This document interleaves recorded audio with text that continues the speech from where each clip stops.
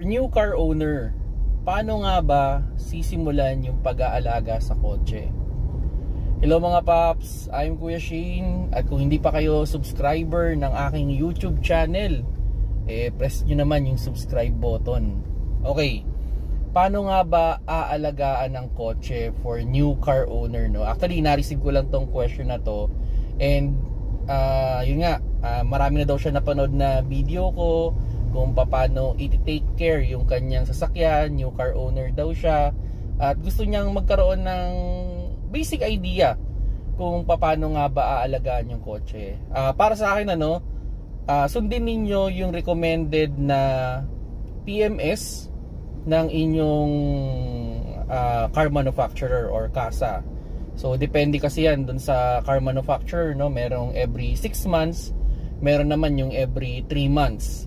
Or pwede ring mag-base dun sa kilometers na 5,000 kilometers or 10,000 kilometers. So kung ano yung recommended nila na PMS, sundin natin. Especially yung first and second PMS, yung first 1,000 kilometers and yung next yung 5,000 kilometers. So sundin natin mabuti yun kasi on the idea, dyan makikita yung mga posibleng problema.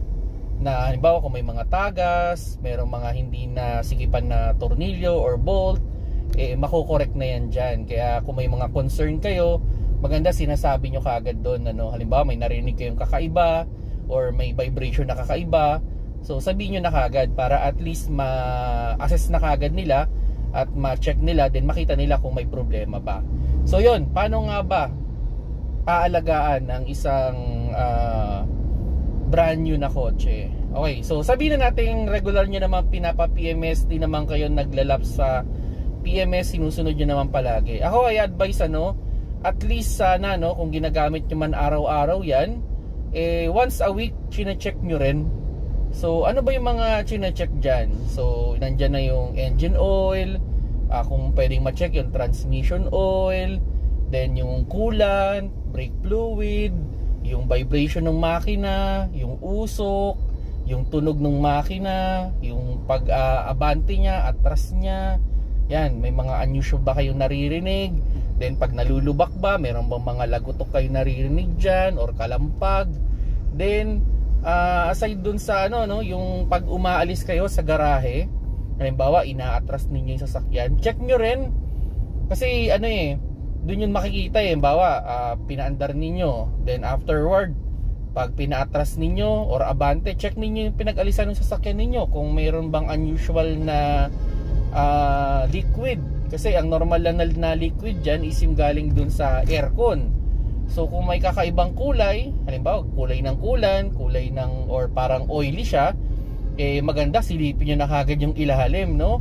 So sana actually hindi lang yung pag-check ng mga parts na yon, yung nasa ibabaw, maganda sinisilip din natin yung ilalim kasi baka mamaya nagtatagas na pala ng oil, di natin napapansin, drive tayo ng drive, baka magkaroon ng problema. Pero yun nga, ano ba yung mga chine-check natin dyan? So yung engine oil, so sana yan chine-check natin yan. So meron naman dipstick yan, so sana laging nasa full nga yan dapat Okay, as much as possible sana lagi nasa full yung ating oil. Kung medyo kulang, pwede naman nating dagdagan yan, wala namang problema yan. Pero malalaman lang natin na kulang pag siguro mga 1 oras nang nakapatay yung makina. So pag check nyo naman yung engine oil dyan, check nyo yan. Tapos yun, halimbawa ito isang senaryo, wala na kayo sa kasa, di ba? So senaryo, pero syempre gusto pa rin nating alagaan yung sasakyan, wala na tayo sa kasa. So halimbawa doon sa change oil, depende kasi yan doon sa oil na ilalagay ninyo. So halimbawa nilagay ninyo is fully synthetic, ideal yan ng 10,000 kilometers or 6 months. Then kung mineral naman yan, 5,000 kilometers or 3 months. Pero kung ako tatanungin kung gusto nyo talagang alagaan yung inyong sasakyan, mas maganda early. Like for example, sa mineral na 5,000 kilometers, mga 4,000 palitan nyo na. Kung sa polysynthetic naman na 10,000, mga 7 to 8,000 kilometers palitan nyo na. Huwag nyo nang isagad dun sa recommended na kilometers niya. Mas early, much better. So kung sakali mang hindi nyo na-accumulate yung kilometers, dun sa months naman, pwede nyo namang extend ng konti yan. Like for example, yung 6 months, pwede nating i-maximum yan to 8 months. Dun sa 3 months naman sa mineral, pwede nating i-maximum yan to 4 months. Yan yung suggestion ko sa inyo, no? Pero on the idea, dapat mas mahigpit tayo sa kilometers kaysa sa months. Okay? Then yun, check din natin yung transmission oil natin. Yan. Dapat pinapalitan yan every 40,000 kilometers or 2 years. Pwede naman nating extend ng konti kung talagang maikli pa yung natakbo ng kotse. Maximum na natin dyan 3 taon. Yan yung suggestion ko sa inyo. Then yun, check din natin yung coolant. So as much as possible, kung yung coolant natin, regular din natin pinapalitan yan every 40,000 or 2 years. Although may mga coolant naman ngayon na kaya na hanggang 80,000 kilometers. Pero kung may amount naman kayo, may pera naman kayo, okay yun, 40,000 kilometers or 2 years. And ganoon din sa brake fluid. Yan, dapat pinapalitan din natin yan 40k or 2 years din para maganda yung ating brake system. Then yun, check din tayo ng spark plug. Depende sa spark plug yan kung di gasolina, no? So check din natin yung spark plug natin, kalinis. Yung spark plug ideally pinapalitan yan mga 80,000 kilometers kung babad sa city driving yung kotse ninyo. Pero kung yan naman ay more on highway driving, kaya yan hanggang 100,000 kilometers. Tapos yun, linis din ng mga throttle. Yan. Then ganun din sa sa diesel, yung EGR cleaning natin. So dapat ina-undergo din natin yan doon para maganda yung hatak tsaka matipid siya sa diesel. Aside doon sa yung air filter, yon sana pinapalitan natin yung air filter natin. Yung air filter, pinaka early na yan mga 10,000 kilometers. Pero maximum na yan mga 20,000 kilometers. Pero suggestion ko sa inyo, kada PMS, kung available naman yung blower or vacuum ninyo or blower ninyo para malinis din naman yung pumapasok na hangin sa inyong sasakyan. Then yun, yung din, fuel filter. Yan, lalo na kung nakakapagpagas kayo sa mga hindi masyadong magandang gasoline station. Pero depende sa kotse.